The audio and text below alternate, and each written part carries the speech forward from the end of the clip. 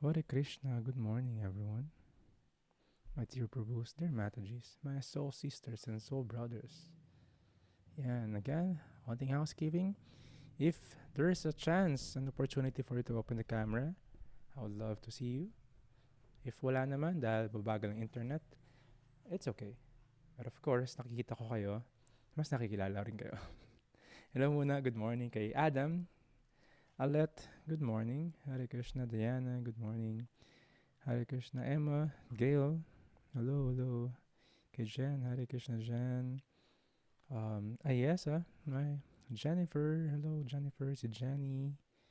Hare Krishna, JM. Kay Joanne, hello, Jan. Kay Carla, Hare Krishna. Kay Kate, Hare Krishna. Kay McCoy, good morning. Marisa, si Carla din to eh. Si Matt, Hare Krishna. Milk, si Milk, yeah, marami akong utang na reply sa inyo. Habol ako mamaya, ha? Molly, yan, kapatid ni Ken yan. Narisa, good morning. Kay Nell, good morning. Nicole, hi. Noemi, good morning. Noreen, Pamela, kay Pebs, hello. Kariza, Hare Krishna. Sophia, si Toinette, mga ating mga Tarlac crew. Kaiser, yan. Back din siya. Good morning, Mataji. Veronica, saan yung SA? San Antonio? Tama ba? Yan. San Antonio. Donna, hello. Saka si Mary, Hare Krishna. Yan, yan. Not feeling well. Yan. Yung mga hindi nakahabol last week, there are videos uploaded sa course natin sa YouTube, Monk in the Middle. Just go to the playlist na 4, Roman numeral, Roman letter 4. Tapos, meron doon meditation and yoga philosophy. And doon uploaded every after class natin. We're uploading yung mga recordings natin. So you could catch up at the same time. Pwede nyo balikan yung ibang classes. And again, those who have questions, inquiries, and those who are sharing their stories and realizations, I greatly appreciate hearing them. Actually, ayun yung mga drive and fuel namin, hearing your realizations. Sino nag-chant yesterday? Sunday. Relax lang. Sunday, Bloody Sunday lang. Okay, madami nag-chant. How many rounds? 1, 2, 3. May nagka-2 na. May nag-1. Yes. 1 daw si Adam. So, kahit wala kang beads, you could still chant. Of course, mas maganda pag may beads tayo. JM2 daw. If wala, make some way. Merong app sa phone. You could download Counter. Diba? Or pwede kung meron ka nung pang-guard, yung clicker, pwede rin yun. Pero may app din nun.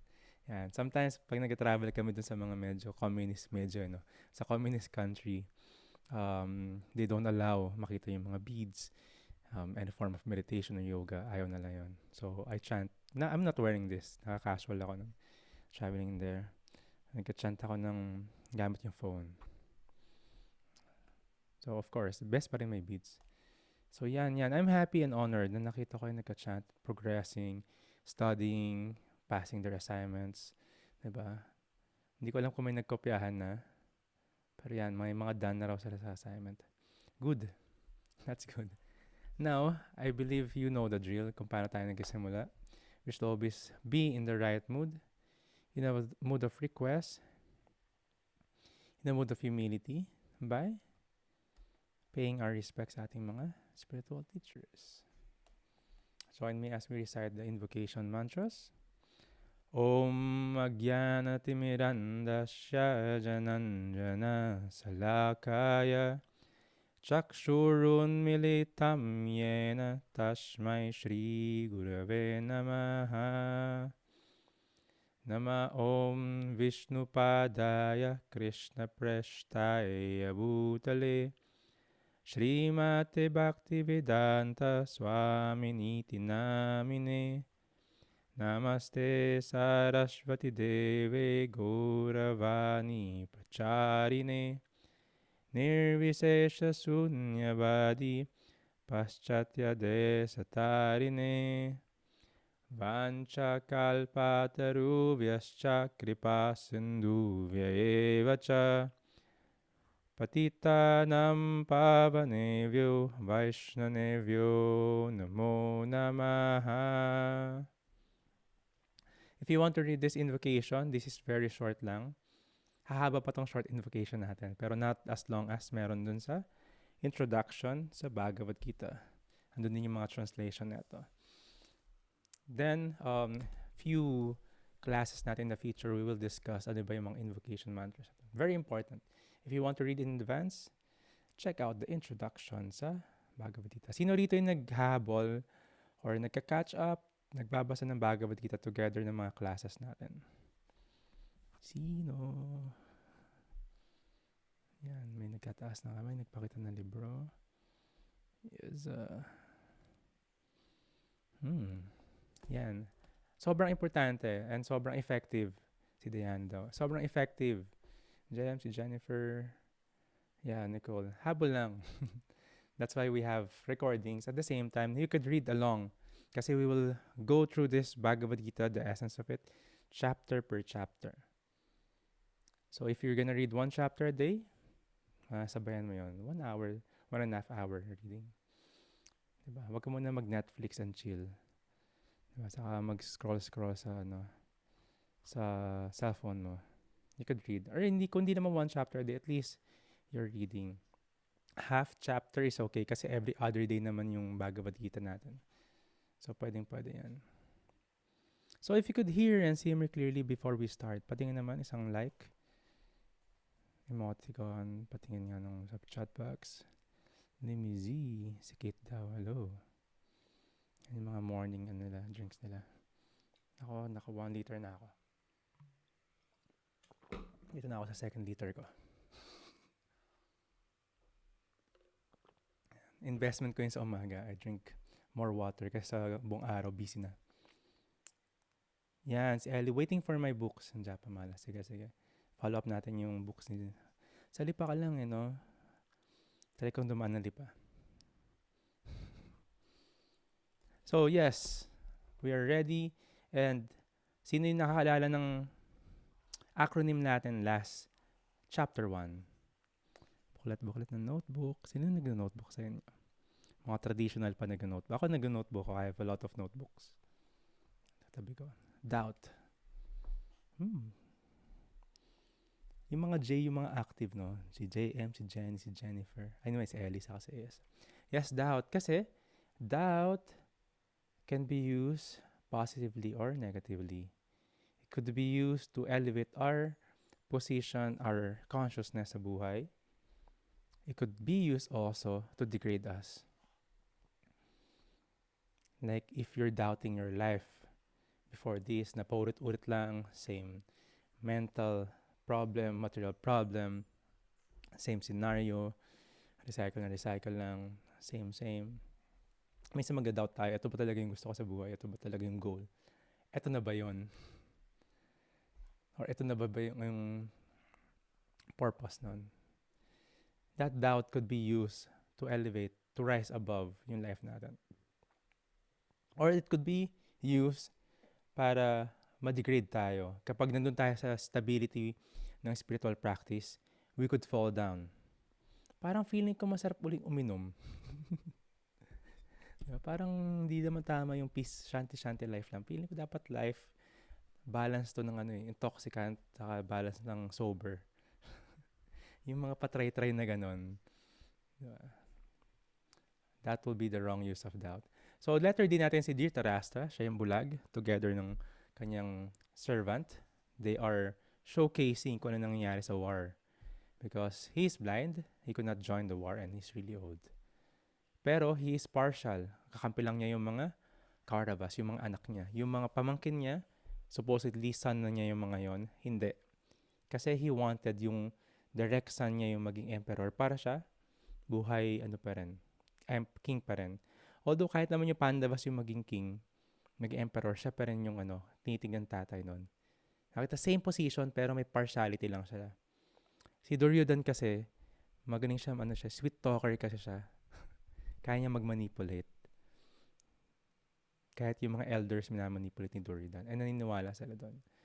Si Dhritarashtra, tinatanong niya, what did my son and the son of Pandu do dun sa battlefield. So, eto na yon. Sumasagot si Sanjay nung mga nangyayari sa story. Tapos nangyari nun is sa history ng Mahabharat, we talk about very little. Pero kung paano nagsimula yung away na yon, ayun yung assignment nyo, 6 aggressors. Ginawa ng Kauravas lahat ng 6 aggressors na yon sa Pandavas. Bakit eminent yung war? Ba't kailangan mangyari? And yung mga nasa position sa society, sa buong kingdom, puro leaders is doing that, agreeing to that. So, the war is imminent. Obvious result kasi sinong pipiliin mo? Just the energy of Krishna or si Krishna? The Supreme. If you're relying your life based on material things, that's energy of Krishna. Hindi automatic mananalo ka. But even you don't have anything, pero pag binuksan mo yung puso mo, andun si Krishna, obvious result. Automatic din yung energy niya kasama ni Krishna. Obvious result. Uncertainty because of doubt, because of, sabi nga, curiosity kills the cat. Si Arjuna, mag-start na yung war, binuo na yung conch shell, andyan na yung mga pana, tumutunog na yung mga drums, yung mga trumpet, tumutunog na, ready na yung war. Sabi niya, Krishna, tignan ko muna yung sa kabilang kalaban natin. Because of curiosity. Of course, arrangement ni Krishna yun. Lahat naman, not a blade of grass moves without the arrangement of the Supreme. Walang incident, walang accidental na magkakasama tayo ngayon. It is prearranged. May mga meaning yan. Marami tayong pinagdaanan beforehand. Agree si Carla eh. Marami tayong pinagdaanan. Paano tayo napunta sa stage na to? Paano tayo na-ready? Diba? Arrangement ni Krishna yon. Ganun din. Arrangement ni Krishna yung nangyari sa pagpunta nila sa gitna ng battlefield. Which is ito yun. Tapos si Arjuna, so, yung mga kamag-anak niya, teachers niya, lolo niya, pinsan niya, nasa kabilang side. And marami siyang arguments na binigay kasi ayaw na niya lumaban sa war. Andun na, ready na, inaasahan na siya. Biglang aatras. Biglang escape. Biglang i-ghost niya. Tama ba yung term ko ng paggamit ng ghost? So parang gano'n, gusto niya umexit. Alis na lang siya. Because he was depressed, in anxiety, he was bewildered. Diba? Paano ako mag-i-enjoy dito?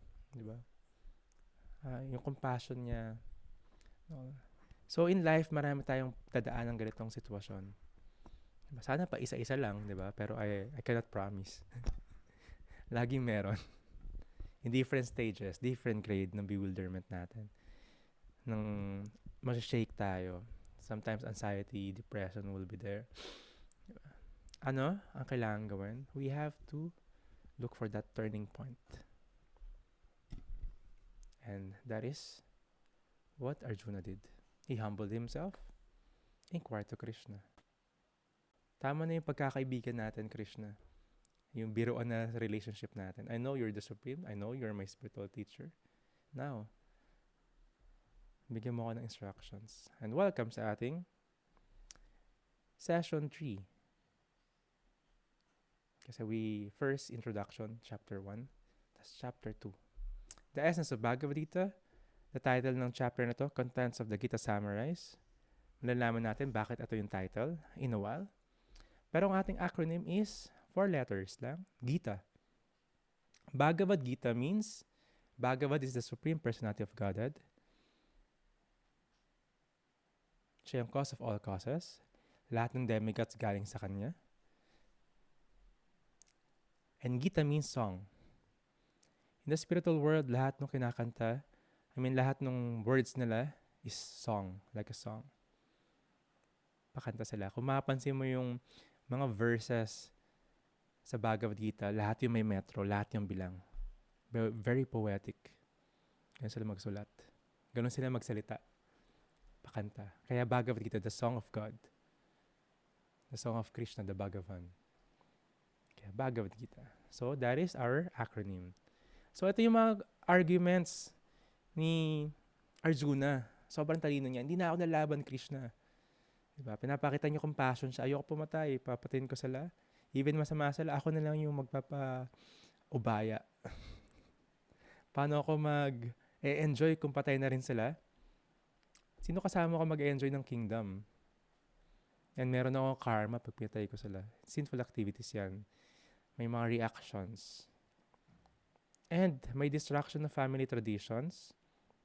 I-discuss natin ito in a while. So, ano meron sa kanya? Indecisive siya. Meron siyang indecision. If you have your Bhagavad Gita, show it to the camera. Patingin. Let me see.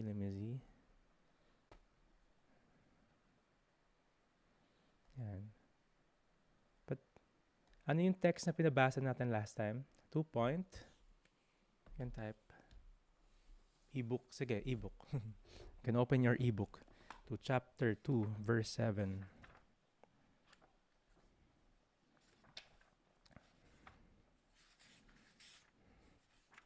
Yan. I also read it from my Kindle. Nag-i-ebook din ako. Pero mas gusto ko sa libro. Pag nag-travel ako, ebook yung hawak ko. Yan. So, importante ito. You can fold. You can make, you can bookmark it and all. One of the important verse. Dahil sa turning point niya, he mentioned this. Karpanya dosho pata pabapa Prichami tvam dharma samudachetaha Yastreyashan nischitam bruhitan me Sisyasteham sadimam tvam prapanam. So, ganun sila mag-usap. May metro lahat. Very poetic. Now I am confused about my duty and have lost all my composure because of my miserly weakness.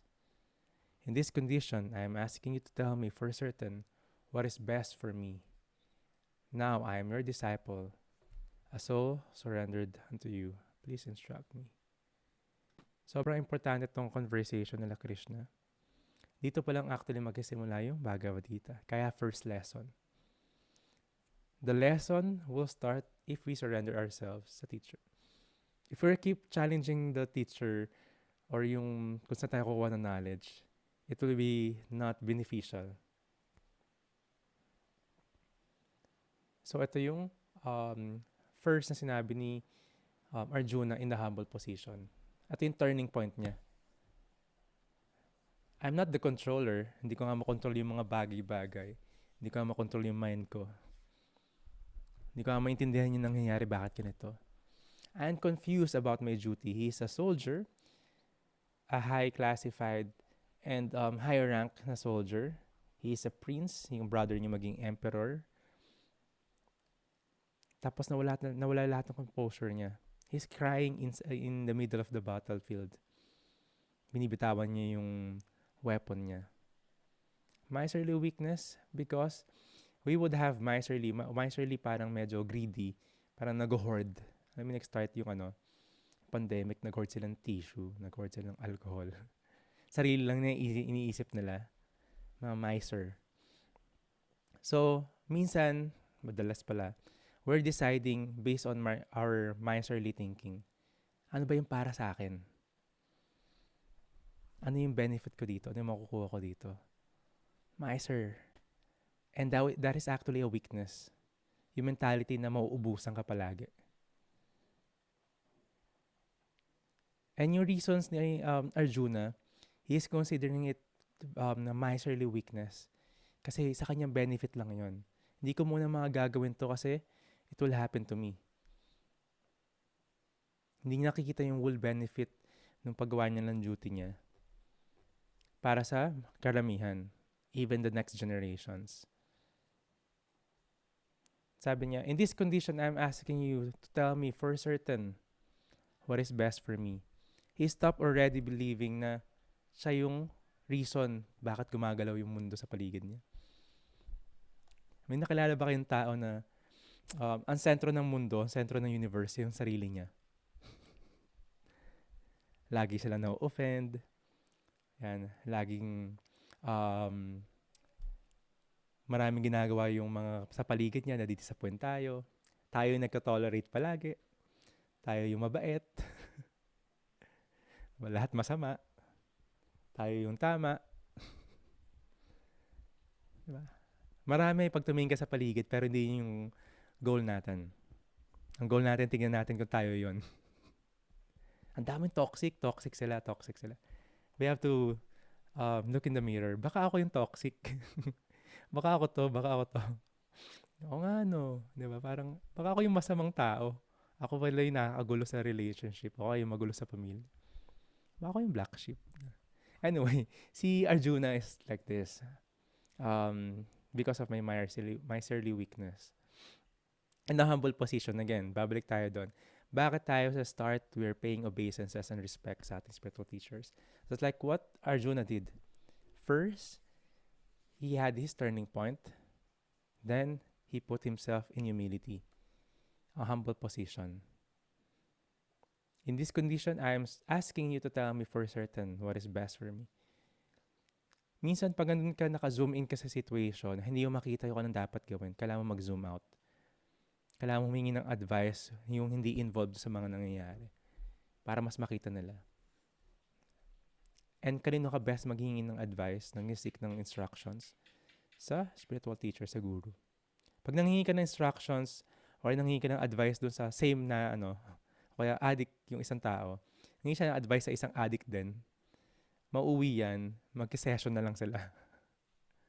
Or gagawa lang sila parehas ng kalokohan ulit, o mag-iinuman uli sila.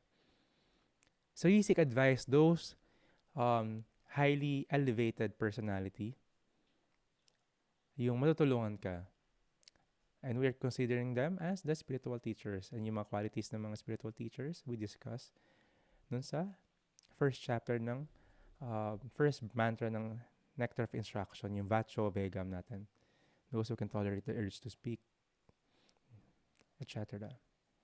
So ito yung ginawa ni Arjuna. He's perplexed actually with all this scenario. With all these arguments niya. Parang pag ginawa ko to, ito yung mangyayari. Pag ito ginawa ko, ito yung mangyayari. Parang ano na? Minsan makukulong tayo dun sa situation. Lahat ng kills mo yung masasaktan. Pag pinili mo si number 1, masasaktan si number 2. Pag pinili mo si number 2, masasaktan si number 1. Pag pinili mo yung sitwasyon na to, ito yung magiging disadvantage. Pag pinili mo yung scenario na to, ito yung disadvantage. So, ganun si Arjuna. Lalaban ba ako? Hindi. Magkapatalo ako or alis na lang ako sa war. Ano ba? Diba? Sobrang ipit na siya scenario. Kumbaga, parang malapit na siya ma-checkmate. And yung mga reason niya is, he knows. One way to learn is, kailangan makita natin ano yung meron sa atin for us to be able to face the problems, the scenario. Si Arjuna, he is putting himself in a humble position. He's admitting he's losing all his composure, miserly weakness, he's perplexed. Instruct me. I'm your disciple, a soul surrendered to you. Yung mga tao, lagi sila nagka-suffer. Katulad nung nangyari kay Dhritarashtra. Main na suffering nila is skin disease. Ano yun? Parang kailangan mo ng dermatologist. Hindi. We're identifying ourselves dito sa body na to, sa skin na to. You're white, you're skin of color, you're Asian, di ba? Sa America ngayon, dami daw racist na nangyayari na crime because of skin. Skin deep. Pag tinggal mo nga yung skin na yan, pare-pareho lang. Muscle, fats, veins, lipids, lahat ng meron dyan, pare-pareho lang. Just because of the skin. Filipino, American, diba? Bakit nangyayari yun? This is one of the worst disease, yung skin disease na to. And ano ba yung iniisip natin thinking na we are this body? Kaya natin gawin yung mga bagay-bagay. We are able to protect ourselves. Protect the family even. Feeling natin, ma-save natin yung buong mundo. Hero tayo. Kaya natin to, kaya ko to gawin, kaya ko harapin to. Ako lang. Pero, I believe you me, darating na tayo sa sitwasyon na even tayo mag-doubt, parang hindi ko kaya. Lahat na ginawa mo, tapos ikaw na yung victim. Titira ka na ng mental state mo. What's the best way to do when we are in this situation? Embrace the turning point. Then, find a spiritual teacher. That is what Arjuna did. So that is letter G. dun sa guru natin. Find a guru. Genuine guru, hindi yung kung sino lang, hindi yung sikat, hindi lang yung viral, maraming followers lang sa Instagram, no. Meron tayong qualification how to find a real guru, genuine guru. From the line of disciplic succession, yung qualities nila that they are a sober person, they're renounced, they're not doing it for money or material gains, and madami pang iba. Of course, kailangan may guru din sila. Hindi sila yung self-proclaimed guru lang. They're awarded to become a guru. Okay? Yung letter I natin, ano yung first na ituturo sa atin ng guru? This is the first lesson. So those who have the actual book, makikita mo to sa mga illustration. Ako, favorite ko pag nag-arrange ako ng mga deliveries ng books dito from yung mga printing press natin, mainly Australia. Lagi kong nag-spend ako ng time to look at the mga illustration. So, andyan sa Bhagavad Gita nyo to. Illustration na yan. Tell me, sa tingin nyo, pang ilan na yung stage nyo rito sa mga body na to? Based on your age ng body mo at the present. Dito ka ba? Wala tayo rito for sure. Or medyo nandito tayo. Middle age. Nandito ka sa gitna. O, mababae ka, syempre, iba. Pero same stages. As you can see, yan, the one holding the book. Wow! TJM. At least book yung hawak mo, no? Hindi, tablet talaga yan. iPad yan. You can open your Bhagavad Gita sa chapter 2, verse 13.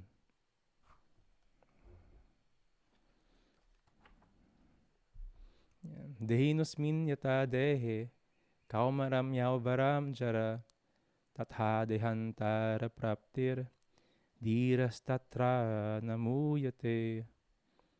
As the embodied soul continually passes in this body from boyhood to youth to old age, the soul similarly passes into another body at death. The self-realized soul is not bewildered by such a change. I'm gonna tell you a fact. Hindi ko lang kung magugulat kayo. You are not the body. Tingnan mo yung kamay mo ngayon. Lagi kong ginagawa to. Napansin ko nung bata ako kasi kamay mo palagi makikita mo, di ba? Alam ko yung itsura ng kamay ko nung bata ako. I'm definitely sure na hindi na to yun. What more pa pag tumingin ka sa salamin?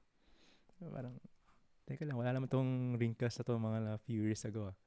Bagong-bago lang to. Kabisado mo pa nga, di ba?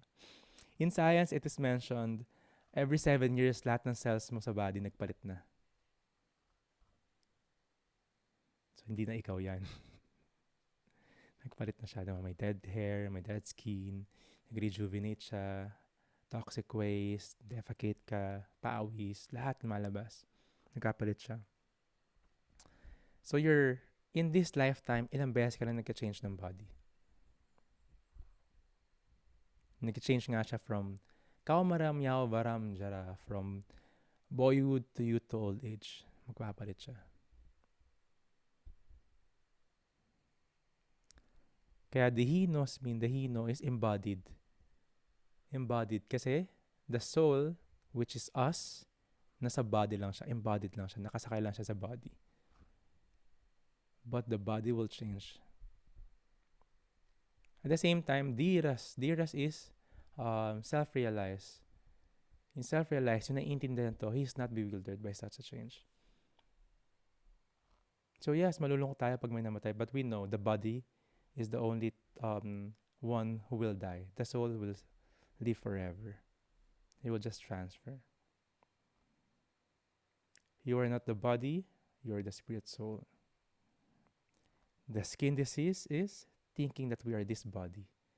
Bakit nagkakaroon ng mga fight, racism, homophobic, galit dun sa ibang gender? Because we are just thinking we are this body. Yes, we have to take care of this body. This is our vehicle. This is our tool, machine natin to. Or example natin, ito yung chariot natin para makapunta sa destination. We have to take care of it. But may limit siya just to be vain. Diba? Organic ka nga, di ba?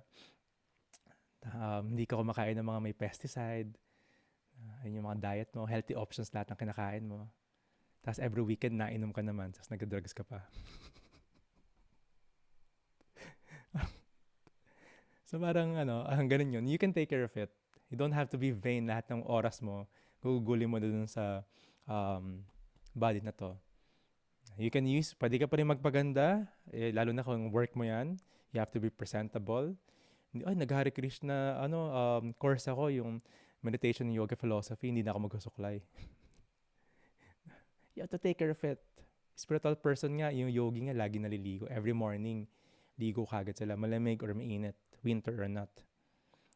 3 times a day minimum. So you have to take care of this. Pero you don't have to be attached. There's a big difference of taking care of it and being attached. We'll learn more on this. So next illustration tayo. Ito kakaiba to. Buksan niyo yung chapter 2 verse 22.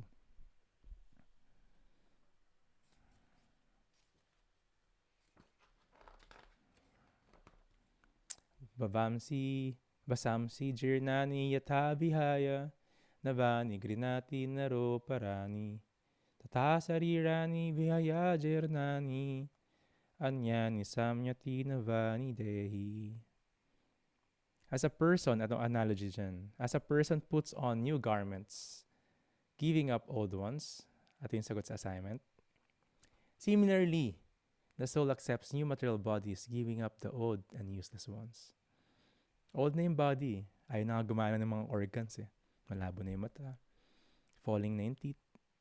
Wala na. So, it has to be given up. Tapos na wear and tear na yung body na yun. You have to wear another body. Pero, it doesn't mean tao palagi yung ma-wear mo na body. Depende sa karma kung saan ka pupunta, sa yung next destination mo.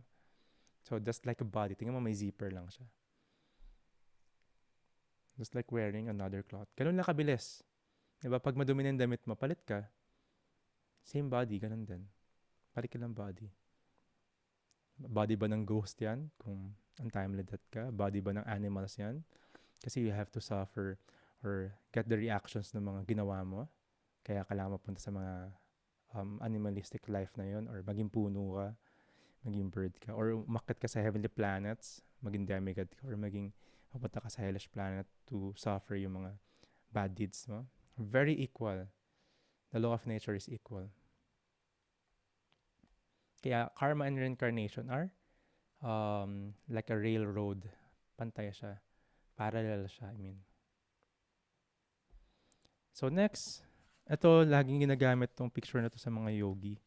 This is the samsara. Same siya. So you can see old one entering death, being born. At the same time, sa baba, nakikita niyo evolution. The evolution of Darwin, yung galing sa unggoy yung mga tao, is really bogus. Hanggang ngayon, theory pa rin siya. Even yung mga disciple niya, student niya, I mean, dinebunk na yon. Lahat dinebunk na yan. Diba?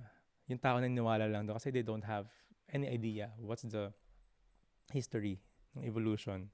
A real evolution is one body from another, one will take up different bodies, higher consciousness, pataas hanggang bumalik sa human body.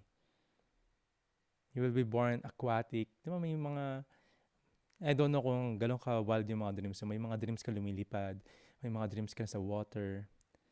Minsan may mga glitches yung memory natin. We will have some memories from the past na hindi lang tao. Tapos parang normal, parang ikaw talaga yon. Dreams could be like that. Minsan nga may glitches from the future. So ganito yon. One will take different bodies. Depende sa karma again nila. Habang tao sila. Yung human body natin, this life, this is a file that you could edit. May file ka na marireceive na Excel na show only, read only lang. In this human body form of life, this is very special kasi aside from receiving the past karma, good and bad, you're also having a chance to change it. To have another karma. Or to stop all the karmas. That is the practice of spirituality. To stop this cycle of birth and death. Because we have been here, hindi lang more than once, or kaya mga 10 times. Maybe hundreds or millions of lifetimes na tayo. Birth and death. Ilang beses ka na naging dinaanan itong mga cycle na to. Naging king ka na rin. Naging mahirap ka na, babae or lalaki. We've been all through this. And there's a lot of arrangement bakit tayo nandito ngayon. Ang dami natin pinagdaanan. And exhausted na tayo sa mga buhay. We want to find the truth. Kung ano yung nangyayari sa paligid. And based on the scriptures, hindi naman based on hula ng mga tao. Parang deja vu. Yan, nagkakaroon ng ganun yung iba. Sa verse 23, kasunod lang, nainam sindanti sastrani, nainam dahati pavaka, chainam kledayanti apo, the society maruta. The soul can never be cut into pieces by any weapon, nor can he be burned by fire, nor moistened by water, nor withered by the wind. Ganun katiba yung soul. No one could burn it by any weapon, by fire, moistened by water, by wind. Kasi nasa war sila. Sinasabi ni Krishna kay Arjuna, you have to fight. Actually, hindi mo naman sila papatay. The body will only die. The soul will remain. They have weapons there. Tinatawag yung mga Brahmastra, just like nuclear weapons. Yung nuclear weapons sa modern times natin is made of fire. Previously, they could use different elements. Water, wind. That's how their codes of war, saka yung galing nila sa warfield. So sabi ni Krishna kay Arjuna, hindi mo na lahat mapapatay yung mga yan. Body lang yung mamatay. They deserve it. Actually, sooner or later, they have to die na rin. Now, you have to do your duty. You have to fight. Kaya in-explain ni Krishna yon. At the same time, when someone dies, yung mga human or other entities, we know the body will only die. They will just change. Pero the soul will remain. Kahit ma-aksidente siya, masunog siya, no. Hindi siya masisira yung soul. Bakit masakit if someone dies? Because we are attached sa relationship. We are attached sa tao na yon. Yung memories ay yung mga yan eh. Hindi na mangyayari yung mga nasa memory natin. So ito yung in-explain ni Krishna kay Arjuna. He is teaching first kung sino ka talaga. Arjuna, this is you. Actually, alam ni Arjuna to eh, but he was bewildered. But for the sake na itanong niya yung mga to kay Krishna. And for our sake. Because he's a great personality. Kumbaga parang he have to take a role sa isang pelikula. Ito yung role niya. Pero ganap na ganap yun ah. And I'm not this body, I'm the spirit soul. That is the first lesson that we need to learn. That is very basic. Aham Brahmasmi. Is yoga. You don't do yoga sanas to think na napakaganda, napakagaling mo lang talaga. And mas maging attached ka pa sa body mo. You do yoga asana to control the mind, the senses. At the same time, to know that we are not the body, we're the spirit soul. But we have to take care of this. Yoga asana is taking care of the body and soul together so you can perform your spiritual duties. I'm not this body, I'm the spirit soul. So, ito yung argument ni Arjuna, compassion. Sinasabi ni Krishna, no, hindi mo naman sila papatayin eh. Yung soul nila mag-take birth sa ibang body. Ngayon, yung body nila ngayon, yung life nila ngayon, ginagawa tong 6 aggressor na to. So, they have to die. For them to be able to stop, hindi na madagdagan pa yung mga bad karma nila. At the same time, this is just. Justice yon. Kasi ginagawa nila to, they have to be punished. And, si Arjuna is a Kshatriya, a soldier. Siya yung duty niya is to perform this. Siya yung may karapatang magparusa. Hindi porket ginawa sa atin to, we could do it, we could kill someone, no. He is executor ng law. Ayun yung role ni Arjuna. Ganun yung mga soldiers. Dito rin naka-base bakit may sa ibang countries meron silang death penalty and all. Hindi naman siya ginawa lang ng isang tao. May mga traces siya sa mga scriptures. Kahit yung ibang lugar, may traces ng scriptures. Of course, mag-water down yan kasi mamimix na yung mga tradition and cultures. We will learn about tradition and cultures in a while. So, ito yung assignment. Poison giver, who sets fire to the house, attacks with deadly weapon, plunder the riches, di ba ninako yung mga wealth and all, lalo na yung lupa, and kidnaps one's wife. This is actually punishable by death. Kaya yung war is eminent that time. Bakit yung eksena nila war? Kasi kabilang side is they're doing it and in favor of this. So bakit na naman ito? War na naman. Paano yung yoga dito? Madami. Madaming relation. May warrior pose nga, di ba? So madaming relation. How to connect all this? That is yoga. We will learn. So yung compassion na argument ni Arjuna / nakagad ni Krishna. Ito yung reason. You're not the body. You're the spirit soul. You're not killing them, actually. So yung letter T natin is 2 duties. Yan. 2 duties sa Gita. Third letter. Diba? I lost, sabi ni Arjuna, I'm confused about my duty. Ano ba yung mga duty natin? Naintindihan natin from the introduction yung Dharma. The real position ng soul is to become a servant. Tanong lang kanino ka mag-serve. Pero meron din tayong swadharma. Since embodied tayo, nasa body tayo, meron tayong material position. Kailangan natin gawin din yun. If you're a mom, kailangan mo alagay si Carla, kailangan alagaan yung mga anak niya. Hindi mo pwedeng, spiritual ako, person ako, iwanan ko lang sila dyan. Hindi ganun yung Bhagavad Gita, hindi ganun yung yogi. Ganun yung gusto gawin ni Krishna, ni Arjuna. Iwanan yung mga duty niya. Pumunta sa forest, ayaw na niya lumaban, kaya binibigay niya yung arguments. Si Krishna binibigay yung rebuttal dito. Nire-rebuke niya yung philosophy ni Arjuna. No. May dalawang duty. Your soul, at yung dharma niya maging servant. Pero meron kang material position. May swadharma ka. Arjuna, you're a soldier. Kailangan mo gawin to. You have to fight. You have to give justice. Yung iba ganito. Like si George Harrison. Diba? He's a musician. He wanted to become a monk and shave his head. Pero hindi yun yung position niya. He have influence. People listens to him. He was instructed by his guru. Or tinitingnan niyang guru na si Srila Prabhupada. To make songs that will raise the consciousness of people.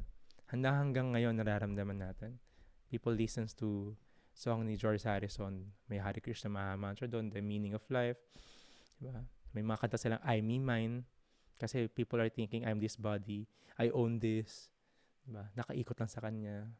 Puro I lang. Diba? Kasi bidang-bida palagi yung sarili. So, ganun si George Harrison. Ginamit niya yung material position niya, yung duty niya, in service. Or to support the service ng soul. So, kailangan mag-jive tong dalawa. Even, tanggalin mo yung nasa left side, yung dharma. Even, gawin mo yung swadharma mo. Nag-usapan namin to lately. Kahit mapuntahan mo yung goal mo doon sa business, sa career mo. Yung status na yun, yung pangalan. Yung position sa company or sa group mo. Or yung fame, kahit andun na yun, you will not feel satisfied. Kasi hindi mo nagagawa yung dharma, yung real position. It goes hand in hand. You don't have to just do the dharma, the service, tas kalimutan mo na yung responsibilities sa duties mo. Pagiging mom, pagiging dad, business owner ka, an artist, musician, kalimutan mo na yun. Hindi lahat kailangan, dapat gawin yun. Karamihan, if not all, kailangan gawin pareho. Ginagawa mo to, lahat ng material duties, then, it will serve or help magawa yung soul service natin, which is in the soul dharma natin, which is to serve. It goes hand in hand. Kaya mapapansin mo yung ibang kahit successful, it seems na okay sila dun sa material duty nila, material position. They are missing something. They feel incomplete. They're looking for something else. So ito yung sinasabi ni Krishna kay Arjuna. This is the two duties. You will not feel satisfied if you are only doing one.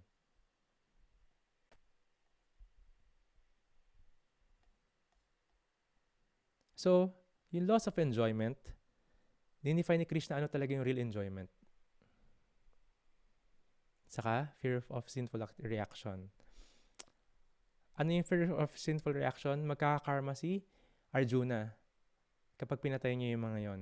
No, that is your duty. Arjuna, you have to kill them. Kasi, you have to stop na dumami pa yung kasalanan nila and maraming madamay. At the same time, if they are killed this lifetime because of that bad actions nila, may spare sila next life. Kumbaga nabawasan na yung mga next karma nila. Actually, favorable nga sa kanila yon. So, wala kang sinful reaction kasi duty ng Kshatriya, ng soldier yon. And the war is religious war, not out of material or sumasakop lang. This is to correct yung nangyayari sa buong mundo. And it is guided by the scriptures, by saintly person, and even Krishna was there. Loss of enjoyment, hindi ka naman mag-i-enjoy kung kasama yung mga kamag-anak mo lang. Hindi ka mag-i-enjoy sa material position lang. You have to do the service. So, dahil sa dalawang duty na to, pag isang duty lang ginawa mo, hindi ka mag-i-enjoy. Si Arjuna, gusto niya isa lang. Gusto niya pumunta dun sa gubat lang. Stop the war. Ayoko na lumaban. Mag-serve na lang ako, mag-meditate na lang ako dun. Shanti-shanti na lang. So, sabi ni Krishna, no, you have to fight and serve. Do both things. This is the real enjoyment. So, nawala na tong dalawang argument na to. So, discuss natin tong pangatlo, destruction of family tradition. Sabi ni Krishna, ni Arjuna, pag pinatay ko yung mga nandyan sa kabilang side, sila yung mga elders sa family, mga tatay, mga lolo, then they follow the tradition. Sabi ni Krishna, no, tradition is very different sa culture. Sino dito yung nakarinig na, bawal magwalis ng gabi? Mga pamahiin, di ba? Ang daming pamahiin, hindi ko matandaan yung iba. Yan. And there's one story, sa India, kung sino nakakita ng Indian wedding or napanood, grabe yun, hindi lang isang araw, di ba, or half day. Minsan 1 week, may 1 month, whole celebration. Then may mga brahmana or mga priest, or minsan yung eldest sa kanila yung magkoconduct. Yan, dami pala witness. May mga fire sacrifice, maraming mandala. It's a big celebration. Madalas, yung mga priest or brahmana yung nagko-conduct ng wedding or yung eldest sa family. So the story goes, may ikakasal. Yung eldest sa kanila is the great lola, great grandmother. Then she knows the tradition. Kailangan niyang siya yung mag-conduct ng wedding. So may mga sacrifices, may mga fire sacrifice, yagna, maraming fruits, very opulent. Then that's where they will perform yung wedding. Pero may alaga silang pusa. This time, yung pusa kasi could eat the fruits, could spoil everything, and di naman sila naliligo, so they're considered not clean. In spiritual life, kailangan the water will be the element to clean.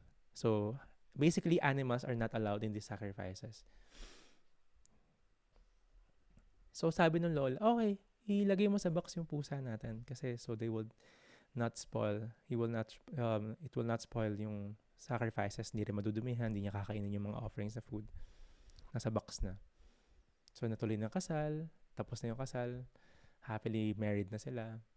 Then, from that, yung kinasal, yung babae doon, siya yung naging lola in the future generations. Dumating yung time na siya yung kailangan magkasal. Ang daming kasal na nangyari. And this time, yung great-granddaughter niya. So, ginawa niya yung pareho. Marami pa rin silang pusa after marriage generation. Kinahon pa rin nila. Nilagay na sa box. Natapos yung kasal. Then, 2 more lola na nangyari and generations. And umabot sa modern time ngayon. Yung babae sa generation na yun, naging lola na siya. Ang problema, wala na silang pusa. So, nung ikakasal sila, naku, tradisyon natin, kailangan may pusang nasa box habang kinakasal. O kuha ka ng pusa sa kapitbahay, we have to put in the box kasi part na ng kasal yun, part ng tradisyon natin yun sa mga kasal. Tapos pinaform nila yung wedding. You see the difference ng tradition. It is just being done generation after generation, pero the meaning will be lost. Ginawa nila yun, kailangan nila i-box, ilagay sa kahon, kasi ini-spoil niya, i-spoil ng pusa. And habang tumatagal, without the scriptures of course, napapanood lang, nag-isip na sila ng iba't ibang meaning. Tapos they're clinging on, tradisyon natin to, kailangan gawin to. So, ganun yung mga tao. They're clinging on sa tradition. And pag di mo nagawa yun, life and death situation na sa kanila yun. Nagawa na ng pamilya natin to, kailangan natin tuloy-tuloy to. And yung iba doon masama. Iba doon, it's not really healthy. Or distraction ng mga elements ng nature or ibang animals. Diba? Parang hindi useful. So, hindi lahat ng tradisyon tama. Diba? Frat pa lang, may traditional hazing sila na nakakamatay. Diba? Tradisyon natin to, 100 years na yung ginagawa natin. So, may mga maling tradisyon na nababago, na watered down. Just like yoga now, it is very watered down into material things. Material thinking, I mean. May isang friend nga, yung friend ko yun, gumawa siya ng beer yoga. Inuman muna sila, may ari siya ng bar. Tuwing umaga, para kumita sila, meron siyang beer yoga. Free beer habang inom sila tapos mag-yoga. Doesn't make any sense. Nawa-water down. So, ganun yung tradition. So, sabi ni Krishna, this is not valid, Arjuna. Tradition. What we follow is the culture of the Vedas. Kung ano yung napapass down ng teacher saka sa student. Na genuine, na makikita mo pa rin sa scriptures. Ano yung right diet, ano yung meditation, right meditation, paano ka mag-meditate. Diba? How do you deal with each other? Do you deal with people? Diba? Ngayon pa lang, parang you're not the body, you're the spirit soul. You have to learn that. Ang tradition ngayon, dapat hindi. Ang kulong lang natin yung grupo natin sa mga Filipino lang. Taga Manila lang. Pag Ilocano ka, hindi tayo bate. Or bawal ikasal pag di ka Chinese, bawal ikakasal sa pamilya namin. So we are skin deep yung understanding natin sa buhay. So nawala na yung distraction of family tradition. Natanggal na ni Krishna lahat ng mga to. Loss of enjoyment, hindi rin kasi sasabihin ni Krishna, ano talaga yung real enjoyment. That is our letter A, last letter natin for today. Atmarama. This is a Sanskrit word we are learning. Ibig sabihin nun, self-satisfied. Ito yung nahalap natin, the real happiness. If one is performing the two duties, he is feeling self-satisfied. Minsan, may mga nakausap nga ako very famous sila. They're very rich, pero they live a simple life. They move out sa Manila, they move to the province. Mas simple yung buhay. They're doing the two duties. Of course, hindi na branded, hindi na, nagbago talaga sila, nag-downgrade sila, it seems, ng buhay. Pero they feel very wealthy because hindi naman yung currency nila ng wealth. Nagbago na. They're very satisfied sa buhay, self-satisfied. That is because one is performing the two duties.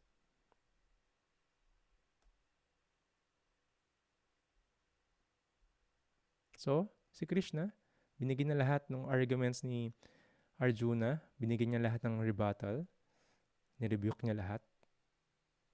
You have to fight, Arjuna. So that is our Gita. We should find the genuine guru where doon tayo makikinig. The authority of the scriptures, the saintly person, and of course the teacher, spiritual teacher. The first lesson that we should learn, I'm not this body, I'm the spirit soul. We should know our own identity. Sino ba talaga tayo? Sabi nga, paa, tuhod, ay may toes, may knees, may shoulder, my head. Lahat may. Pag pinutol mo yung kamay, niligay mo sa gilid, uy, ako may-ari ng kamay na yan. Or other parts, yung organs, patanggal mo yung organs. So, this is my kidney. My kidney. Ikaw may-ari. So, sino ka? Kahit i-part out mo yung mga organs sa katawan mo, ikaw lang may-ari no. So, sino ka talaga? Because we are the soul. Hindi tayo yung body na to. Sasakyan natin to. But we have to take care of it. At the same time, we have two duties being in this body. The duty ng soul is to serve. And the duty ng body, depende. Iba-iba yon. Kung ano yung position mo ngayon. But mainly, kailangan mo gamitin yung duty natin as a body to serve. Make use of it, or directly or indirectly, connecta yon.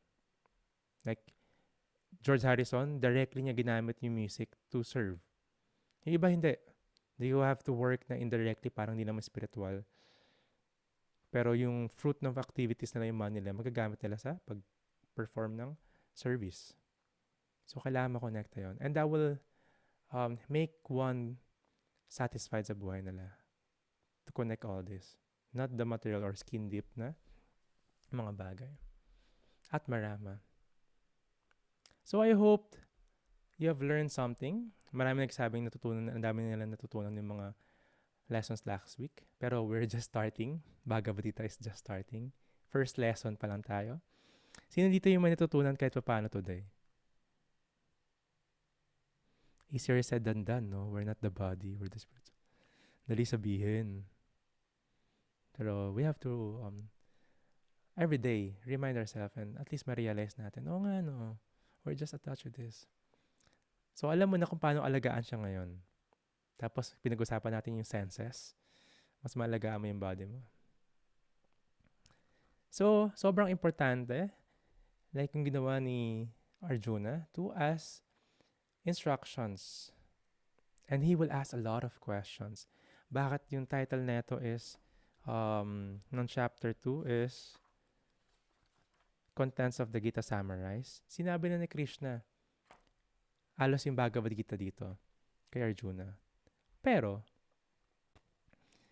because of Arjuna's mercy sa atin, blessing niya, he will ask more questions para mas maintindihan niya, mas maintindihan ng maraming tao. Kasi, questions doesn't mean you're a fool.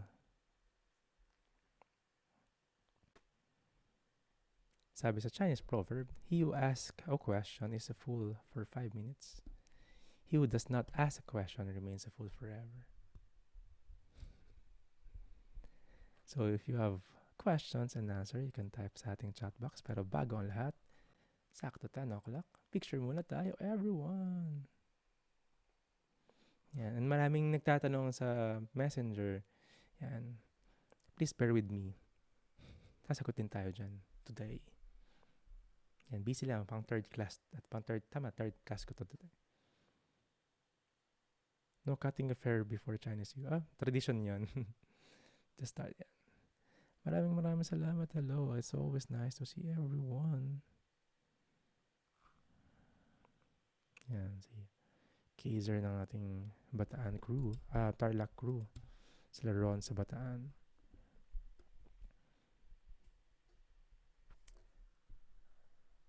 Wonderful. Sobrang I'm happy seeing everyone. Please, eyes in the camera. Smile tayo. Count of 3, 1. And habang si Crazel. 1, 2, 3. Smile. One more. 1, 2, 3. I'm always humbled and honored being with your presence, having your association. Also, learning a lot from you. And sobrang maraming salamat joining our class today. Tomorrow ulit, same time, same place. And if you have more questions, you can chat in the chat box. You could remain. And you can PM me if you need to do something. Please be extra careful. Balik daw sa MECQ. So, wala nang curfew, no? Tama ba? Pag MECQ, wala na. Pwede nang tumagal sa Manila. Meron pa rin. Okay, naging 8 p.m. na. Okay. Sige, at least. So please be always careful, be sensitive din sa mga tao. Lahat ng tao is facing a lot of troubles, maraming bewildered and all. And we should not think na we're studying Bhagavad Gita, we're studying yoga, philosophy, and meditation. I'm better than everyone. That is the entrapment ng false ego, ng ego natin. But we could share this knowledge. Sometimes, if not with the books or the small talks, the most effective is our actions. Last time I checked, actions still speaks louder than words. So, importante pa rin yung act natin sa paligid, the behavior and the character. Maraming salamat, my dear ones. Si Veronica, hello. Si Adam. Adonna Bell, hello. Si Alette, hi. May mga beats na sila nakita ko sa Facebook. Si Diana, hi. Si Ali. Ayan, chat mo ako, Ellie. Si Emma, si Gail, si Gi, Hare Krishna, si Grazel, Ivy, si Nicole. Bye, Nicole. Yan. Kay Jennifer, kay Jenny, hi. Sa ating kahit baliktad yung oras natin. JM, Jobel, si John, Hare Krishna, si Joss, Carla, si Christine, Hare Krishna, si McCoy, Hare Krishna, Marisa, si Carla din to, si Mary, si Matt, hello, Hare Krishna, Milk, si Molly, si Nell, Noemi, Noreen, si Oliver, si Pebs. Habang mabati ako yung type yung mga questions ninyo or sharing. I would love to hear your sharing. Si Pebs, si RA, si Raji, Risa, RJ, si Sir J, si Sofia, si Tonette, si Sofia, parang nasa work yata si Sofia, si Tonette, Kaiser Prabhu, Liam Prabhu, si Shah Mataji, si Donna Mataji, Hare Krishna. So those who are asking, bakit Mataji, bakit Prabhu? Prabhu means master, and we're putting ourselves in a humble position. We're addressing the other male practitioner of Bhakti Yoga as Prabhus or Prabhu. But we're not claiming ourselves as the Prabhu. We are the Dasa. Or yung iba, Bhakta, like Bhakta Adam, trying to practice the Bhakti Yoga. Like me, I was given a name, Radhacharan Das. Das, it means servant. So in a humble position, we're addressing. It's much more respectful than the sir or the mister. And the female, we call themselves Mataji. The highest respect na pwedeng ibigay sa female. Without any malice, without any ulterior motives. And kasi we highly respected ang Mataji in the practice of Bhakti Yoga. It means mother, the motherly love. And that's the greatest role ng isang babae. Even walang anak, pero yung love na meron sila, kaya nang ibigay, motherly love. Dami ko kilala walang anak, pero mas nanay sila sa nanay. Ayan, connected yun. Why do we say Namaste every after you're doing yoga session? Namaste is my soul respects the soul within you. Hare Krishna, that's what we use. It's much more personal. I am greeting you, Hare Krishna. My soul is greeting you, Hare Krishna. Not just saying hi. Hare Krishna, the name of the Supreme. We're encouraging to chant yung spiritual vibration, naririnig nung kausap mo. At the same time, Krishna is in everyone's heart. Nasa 15.15 na Bhagavad Gita yan. We're also addressing si Krishna from within nung kasama mo. And of course, that is part of the Bhakti Yoga, to chant Krishna's name. So parang impersonal and personal. Greeting a person, Mr. or greeting a person knowing his name, Josh. Di ba may mas personal touch? Kaya maganda yung marketing ng Starbucks. They're asking for their nickname. So Krishna, Hare Krishna. So that's how we Bhakti Yogis greet Hare Krishna. Not sure if this is too advanced to ask. So by now, you know who you are. Yes. We are the servant. And we are the soul, not this body. And ang role ng soul na yun is to serve.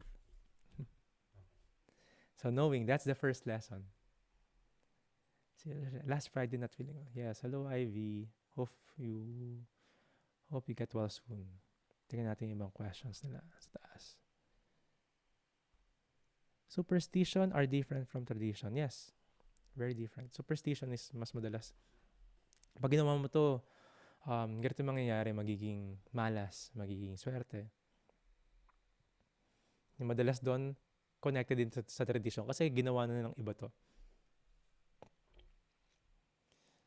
Ginawa na ng generation natin. Kaya ito na yung dahilan. But it could go superstition na sarili mo lang. Nakakita ko ng itim na pusa. Ito yung ibig sabihin niyan. Pero minsan tradition na rin yun kasi napasa-pasa na. Or you can just invent. Diba? Kinausap niya ako ng ito yung sign na binigay niya sa akin. Just making some superstitions. So there's a big difference. And we're not relying on this. We're relying on the real culture. Again, based on the scriptures. Sa scriptures, maiintindihan natin yon. Ano yung mga auspicious time, ano yung mga inauspicious time. Based on the scriptures. And mostly, yung mga traditions are coming from the culture sa scriptures natin. Nagiging, na lang siya, napapass down, tas nawawater down. Lumalabnaw, nahalo ng iba't ibang culture. Like Filipino, alam ba sariling culture ng Filipino? Wala. Halo-halo tayo eh. Sinakop tayo ng madaming iba't ibang colonies, no? Diba? The Spaniards, nandiyan yung influence ng Chinese, Japanese, American, diba? Halo-halo. You go to the tribes, ayun yung totoong culture ng Filipinos. Kami dito sa Better Living Parañaque, 6 p.m. pa rin. Baka maraming case sa Parañaque. Yan. A group in multinational sa Kamluwak, malapit lang dyan. Better Living. Grabe traffic sa Better Living.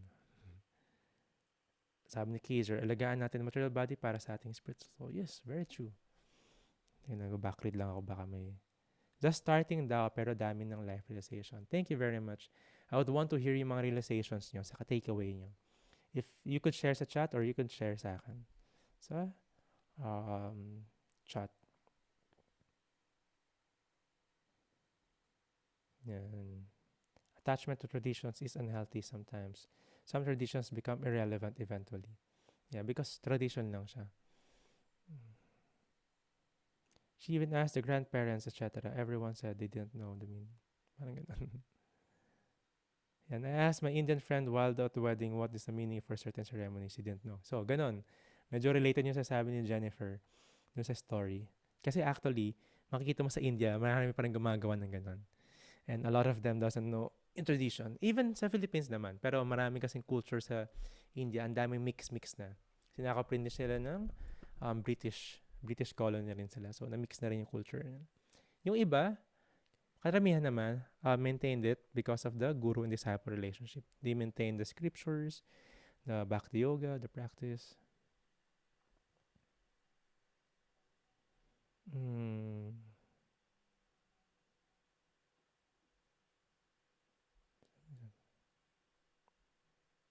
Is there really heaven or hell? Tanong ni Ara. Yes. In the material world, part ng material world, andun yung heaven, where the demigods reside. If you had too much good karma, philanthropic activities, paggawa ka ng mga hospital, paggawa ka ng mga school, donate ka ng maraming ganito, that will be your good karma, be the heavenly planets. Diba? Together with the demigods. Yung pinakamagandang araw sa material world natin, parang palaka lang sa mga demigods. Sobrang gaganda nila. Mga Gandharvas and all. Pero, hindi yun yung goal natin. Hindi siya yung spiritual world. Heavenly planets lang siya. Material pa rin siya. After nun, mababa ka pa rin. Kailangan pa rin maging tao. Kasi part lang siya nung cycle of birth and death. Hell, ganun din. There are different planets sa hell. Where different karmas yung kailangan puntahan natin. Diba? Yung mga pinagtripan mo langgam ng bata, kaya naabang ka doon, kakagating ka doon. That's how equal the law of nature is.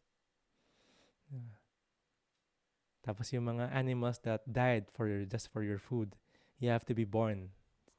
Same thing. What goes around comes around. Nasa Bible din yun. What you sow, so shall you reap. Pero there are special, like the cows. When you eat the cow, bilangan mo yung hair sa likod ng cow. Ganun kang ilang beses ipapanak ka sa cow. So, good and bad karma is there. And that is the place to facilitate heaven and hell. So, paikot-ikot lang yun. Kaya tinawag na samsara. Just like having your yoga postures. Iba-ibang posture mo, iba-ibang animals. The evolution of it. So how to break it? Having the life of um, applying yoga philosophy, doing the right meditation. So totoo yung heaven and hell. Papag-usapan pa natin yan. Sino nakatira sa... Sobrang detalyado nung scriptures. Bawat isa, malalaman mo yung mga levels ng heaven sa hell. Kung sino yung nakareside na demigods doon. Ano yung activities nila doon. Pati sa hell, ganun din. May isang planet sa hell na sobrang grabe yung technology. High-rise buildings and all. Pero syempre, that is the place where you get the reactions from yung tao ka, ng mga karma mo nun. So the middle ground is human life. That's how you create your next karmas. Yan. Ask ko lang if kunyari you see person, saan po ba maganda bumayis sa body niya or sa soul? Saan po ba talaga tayo dapat mag-rely if we see person? Of course, if you see person, we use our gross senses, or the eyes. You can see the body, of course. But you don't have to judge them because on their body. It's good if you could see soul everywhere. That's the goal, equal vision. Not the third eye, nakikita mo yung ghosts. You can see the soul. Oh, nakita mo yung trees. Oh, buhay sila, may life sila. Nakita mo yung animals, nakita mo yung ants. Nakita mo yung mga tao. Nakita mo may soul sila. Na-soul sila, I mean. Nasa body lang sila. And seeing that, you wouldn't say bad thing sa kanila. Hindi ka magko-comment na masama dun sa, hindi mo sila ibabash. Kasi alam mo buhay sila, alam mo soul sila. May feelings din sila. Diba? Ganun din sa animals. You don't have to satisfy yung sense of taste and hankering mo lang just for food. Then kill them. Mararamdaman ng mga anak nila na wala yung nanay nila. So of seeing soul everywhere, that is actually one verse sa Bhagavad Gita with an equal vision. So papag-usapan natin yan. Sobrang totoo. That's a goal. Pero of course, ang weird nun, di ba? Kausap mo, uy, soul, hindi ko yung body, so hindi kita address yung pangalan mo. So, kaya hindi mo i-distinguish, pwede ka pumasok sa CR na babae. No, we're not the body. Pwede ka mag-CR kahit saan. So, we have to act accordingly. Di ba? Kasi it will disturb others as well. Of course, there will be breaking ng law. Ano, pupunta ako sa kahit anong bansa gusto ko puntahan. Wala. Yung law nila rito, they have to, sadly, you have to have their visa and all. So, you have to also go yung flow ng society. At the same time, do not be disturbed by it. Hopefully, nasasagot ko yung question. Let me know pag may follow-up kayo. Thank you, Joss. Ang ganda ng question. Yan. Wala yung kuryente daw kay Len. Anyway, naka-record naman. Naka-record nga ba? Naka-record. We will upload it later. Yan, meron pa. Ay, hindi. Inulit lang pala ni Josh. What does the mark on your forehead mean? So, we discuss this. Kailan mo natin discuss? This is tilak. Coming from a clay sa Ganges River. It means one is surrendered sa spiritual teacher, sa master, just like si Arjuna. Nag-bow down siya. Ganun yung ibig sabihin nun. It's like footprint of Krishna in a humble mood. Then there's a tulasi leaf in the nose. That is one great disciple and devotee ni Krishna, Tulasi.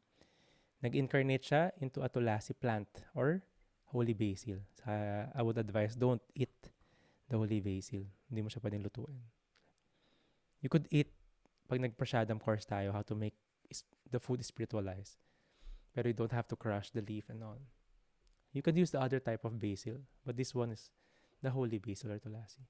And this mark is the sign ng mga 4 sampradayas. Lineage, yung line ng guru and disciple from Krishna down to this generation. May 4 na sampradaya.